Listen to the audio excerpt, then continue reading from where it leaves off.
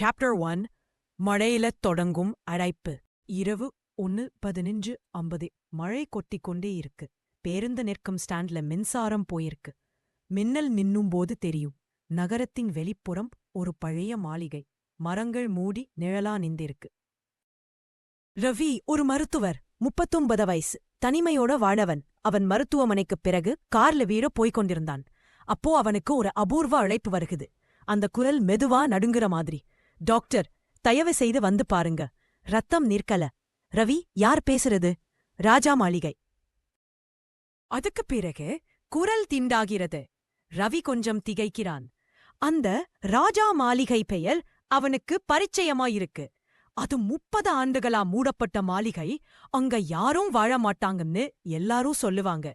அவன் நம்பவில்லை.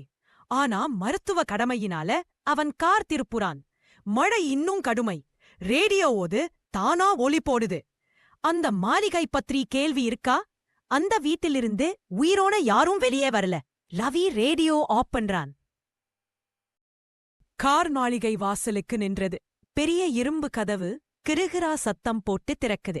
விளக்கு போனிருக்கு. குளிர்ந்த காற்று முகத்தில அடிக்குது. மாளிகை வெளிச்சமில்லாமே நின்று பனிமூட்டத்தில ஒரே வெண்மையான நிழல் போல இருக்கு. அவன் உள்ளே அடிச்சு போகிறான். கை லைட் ஆன் பண்றான். தூசி, காகிதம், சிலந்தி வலை, சுவர்ல பழைய ஓவியங்கள், ஒரு பெண்ணின் படம். அவள் முகத்தில புன்னகை, ஆனா கண்களில் துக்கம். திடீர்னு மேல மாடியிலிருந்து ஒரு சத்தம். தடம் தடம் தடம். அவன் விளக்கை மேல போடுறான். யாரோ நிழல் மாதிரி ஓடுது. ரவி கத்துறான், ஹே, யாருங்க? எந்த குரலும் இல்ல. அவன் மேலே போறான். படிகள் கிறுக்கிய சத்தம். மலை சத்தம் தூரத்துல கேக்குது. ஒரு கதவு திறக்குது. அவனுக்கு பின்னாடி ஒரு மெதுவான மூச்சு சத்தம். திரும்பி பார்க்கிறான். யாரும் இல்லை. அவன் ஒரு அறை திறக்கிறான். அந்த அறையில் ஒரு மெழுகுவர்த்தி எரிஞ்சுக்கிட்டே இருக்கு. அந்த மெழுகுவர்த்தி கீழே ஒரு பழைய நோட்டு. அதுல ஒரு வரி. அவன் மீண்டும் வந்துட்டான்.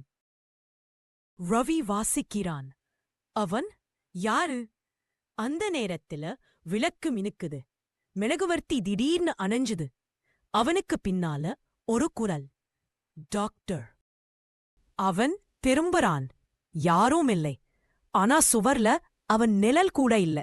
ஒன்னும் புரியாம அவன் மூச்சு அடைச்சு நிற்கிறான். அந்த மாளிகை மூச்சே வேற மாதிரி. ஒவ்வொரு மூச்சிலும் ஏதோ உயிரோட குரல் போல ஒலிக்குது. சாப்டர் 1 முடிவு. அந்த மழையிரவில் ரவி மாளிகைக்கு நுழைந்தான். ஆனா அவன் இன்னும் புரியல. அவனை யாரோவின் அழைப்புக்கு வந்தானா அல்லது யாரோ அவனை அழைத்தான்னு. நீ ரெடியா இருந்தா நான் சாப்டர் 2 மீனாவின் படம் சொல்ல ஆரம்பிக்கலாமா? இதுதான் கதையின் மையம் ஆரம்பிக்கும் இடம்.